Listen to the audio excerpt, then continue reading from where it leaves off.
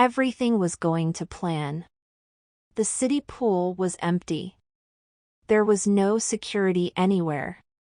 No guards, no alarms. Just the chirping of crickets in the cool late summer night. A little blonde kid had the pool all to himself. He was as agile and cautious as a cat in the lonely public facility. The little blue pill in his pocket seemed to call to him. Derek could smell the chlorine in the water and the gentle lapping the pool water made. He'll be swimming in it soon enough. His anxiety was getting the best of him. He quickly swallowed the magic pill and didn't even undress. Fuck consequences, he excitedly thought. His black Speedo, swim cap and goggles are going to get destroyed. But Derek had a backup plan. Hours ago, when he was there during the day with friends, he left a bag hidden behind a work panel with extra clothes. He wasn't going to go back home naked. But he'll worry about that later. Derek felt his body tingle. Sharp pains attacked his stomach. The blue pill was working. His body was digesting the magic. Like he's seen it done before. That's why he knew the little pill would work. Derek quickly checked his shoes and socks as he made his way to the edge of the cold dark pool. I want to be a merman, he cried out in the darkness. Nobody heard him. I want to breathe underwater and have my legs turn into a big, smooth, scaly, fish half. Oh, and a cool-looking tail. Derek knew he had to just think it and the magic pill would do it. But it felt so good saying his transformation aloud. He almost felt like saying his favorite video game quote, Henshin a go-go baby. Then something else crept into his head. Why just a merman? He had a transformation pill. He can be more than that. Something awesome, something sexy? With new scandalous thoughts, he dove right into the deep Olympic-size pool. Thoughts of his cute Asian classmate and other girls he fantasizes about flashed before his eyes as he hit the cold water surface. As Derek tried to make his bearings in the pool, the mad tingling had spread out all over to every inch of his scrawny, lanky body. It almost felt like if the water was churning and boiling around him. Once in the water he felt a bit bigger. He was growing. He could feel his spine popping and stretching out. Muscles filling out to his delight. His shoulders and neck widening just a bit. His organs gurgling and belly pushing out a bit. His butt seemed a bit plumper too. Wet bangs of hair floated near his eyes too. He brushed them aside with his slender fingers. There's no point in staying in one place, Derek thought. I'm in the water, may as well swim. As his legs kicked and flailed, the young teen realized that he was pretty fast in the water. His bigger hips seemed to thrust his body far in the water. Soon enough though, his legs were moving in unison. Not one leg up and the other down, but synchronized. His legs were fusing together.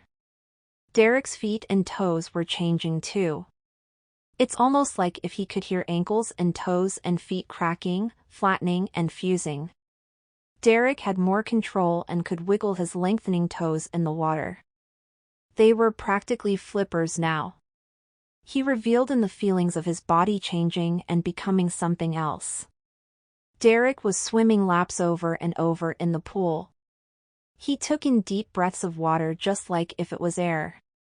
But with each twist and turn and flap of tail, he noticed a bit of drag under the water, slowing him down just slightly.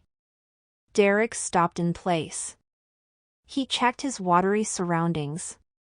Some moonlight filtered through the water from above. Derek took a peek down on his body. There before him was two pointy nipples and growing mounds of his soft, new boob flesh. Perkily jutting from his feminine frame, Derek giggled. He innocently squeezed his new breasts together and enjoyed his new cleavage. His tail swayed happily too. creating a cloud of bubbles. As Derek kept swimming to his heart's content, he forgot how long he's been underwater. A bit of fear washed over him. The last bit of his humanity nagged at him. He needed oxygen, not H2O. He panicked. The chlorine water seemed to sting at his eyes and burn his lungs a bit. He was aware of other strange things around him. He could still hear the crickets far away, the hum of the pool filter and the barking of a dog a few blocks away. Even his body felt smooth and deliciously alien, no trace of his former boyish self. Why did he get scared all of a sudden? He was safe. Nobody is around. Just a mermaid enjoying a nightly swim. So he decided to swim to the surface to ease his mind and scope out his new self. He would lay and revel in his new body under the moonlight. Maybe play with his boobs a bit more? As he made it to the edge and pushed himself out the water and onto the poolside, Derek forgot that his chest was bigger. Someone's weight is quite different once you're out of the water. Derek miscalculated as he grabbed the ledge to push himself up and out. His two new breasts scraped the edge of the rough-tiled floor as he fell flat on his face. Derek yelped as a painful electric rush ran through his nipples and through his breasts.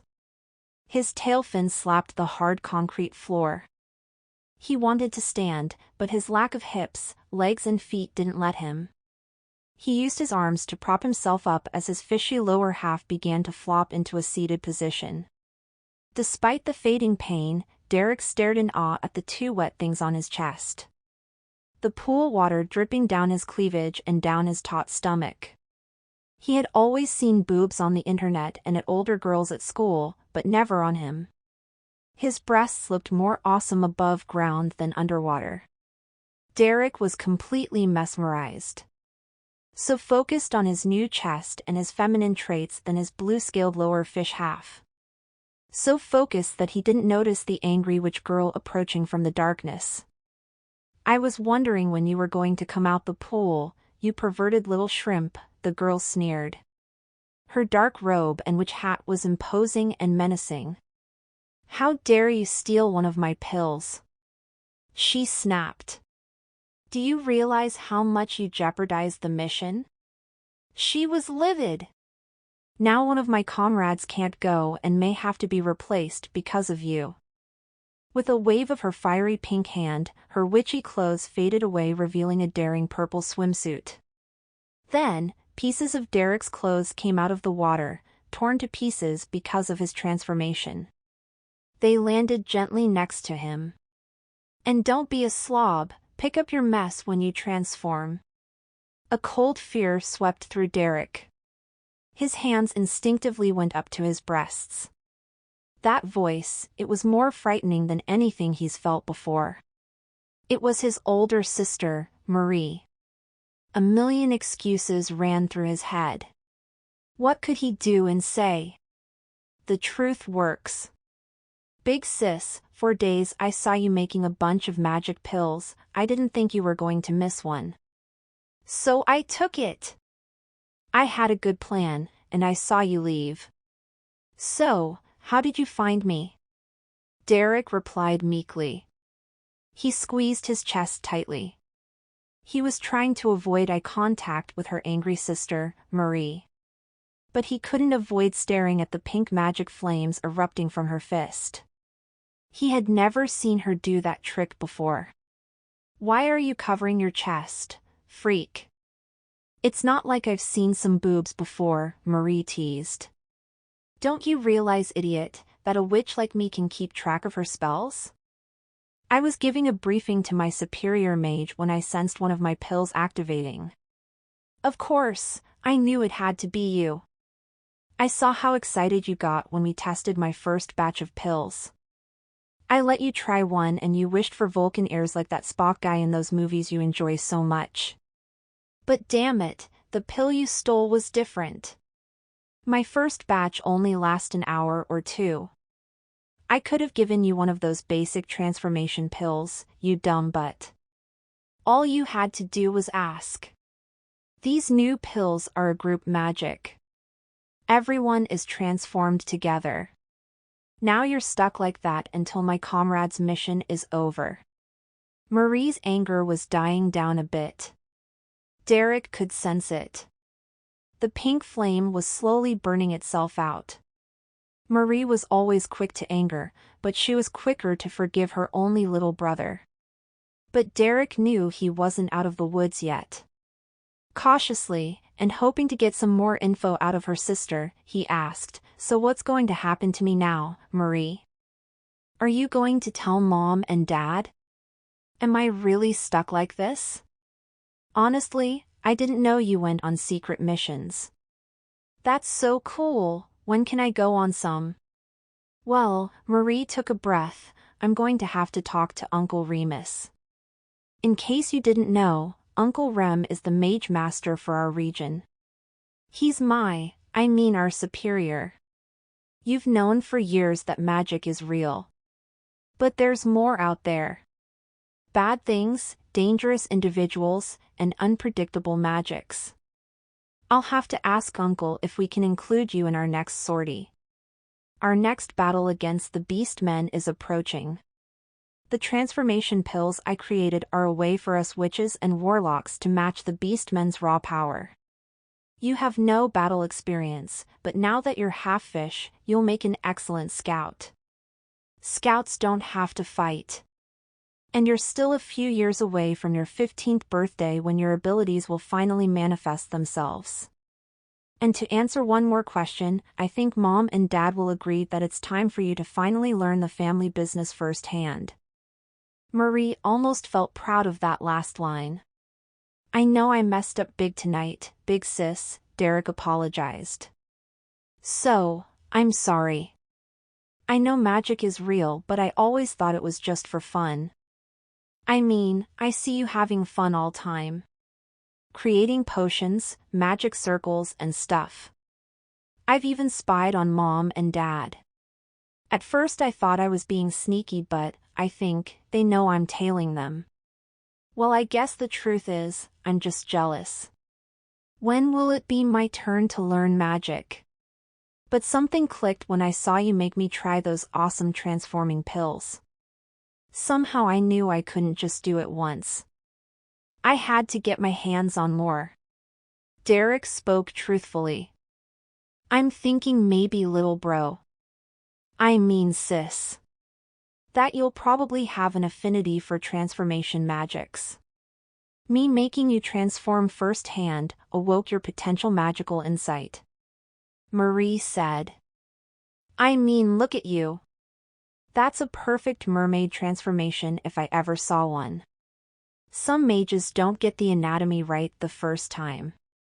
But you even managed to change into a perfect Asian mermaid girl too. And you've got quite the imagination. I guess horny little brothers like you are quite observant." Thanks I guess?" Derek replied nervously. Not sure if that was an insult or a compliment. Derek's body yearned to get back into the water. His breasts lifted and moved slightly as he scratched his back. It seemed dry and itchy. Was he drying out? It's only been a few minutes since he got out of the water. But it seemed longer with his older sisters lecturing. The sloshing of the water was calling to him. As he looked towards the water, his sister was closing in. Marie walked around his little brother turned mermaid. She stopped and stood between him and the pool. "Sorry, Derek, no going back into the water for you. I've got to take you home. I still have to figure out a punishment for you." "Excuse the pun, little brother, but you're not off the hook yet." Marie's posture changed as devious thoughts ran through her head. A scary smile ran through her face. One that Derek knew all too well. "Say, did you turn your face into that Mikawa girl from your class? She's a cutie. You aged her up quite nice too." Marie lustfully licked her lips. "I guess similar fetishes run through our family, don't they, Derek? I have a thing for cute Asian girls like yourself." "Well then, Come along now, little sister. I think I found your perfect, deserving, punishment. Okay, Derek replied defeatedly as Marie's hand glowed a fiery pink once more. Her original dark clothes came back again. Derek knew he had to accept the consequences. He knew better than going against his sister a second time. Derek felt lighter suddenly. His sister was levitating him and the scraps of clothes near him. Floating felt a lot like being in water. After a few steps, a dark, shadowy portal opened in front of them. Marie enters first, with Derek in tow. Leaving the city pool, in the lonely night once again.